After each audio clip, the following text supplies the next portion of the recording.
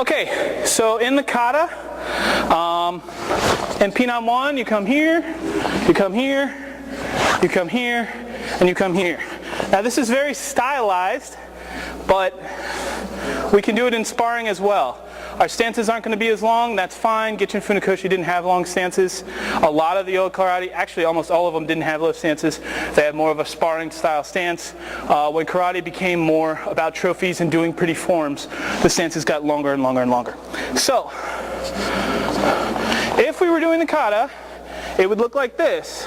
I would come here, I would come here, and I would come here, okay? But we can do that in a sparring manner too. What it looks like is low block, back fist, punch. Now, in the kata you step through. You can step through here if you want to, or you can just do a reverse punch. It also depends on if he backs up. So do you remember when I told you that a cross hand block is the only way to block this? So I'm going to come here, he's going to block with his backhand for that back fist. As soon as he does that, this is going to turn into a low block. Okay? So I'm here, it's going to turn into a low block. You can grab or you can not grab. It doesn't matter. So after here, this is going to turn here. This is now called a 2-on-1 trap. 2-1. I have both his hands with my hand and he has nothing here. Okay? So slowly, 1, 2, turn, 3. Okay? If you do not believe this is an effective technique, I don't know what an effective technique is. This is a very chess-style way to overcome your opponent. Only thing you have to worry about is be careful of a kick when you come in, but other than that, you're fine. So one more time. Down, back fist, turn, punch. Okay?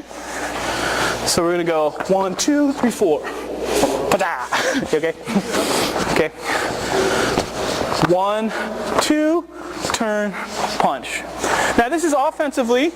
If I was doing it defensively, he'd be coming in with a jab, and I would come off at an angle, either 90 degrees like the kata or 45 degrees. I'm going to come here, turn, and here. Okay? Now you'll notice when I just did it, I wasn't actually grabbing him at all. You don't have to. You can trap his hand against his body, alright? So full speed this time. Ready?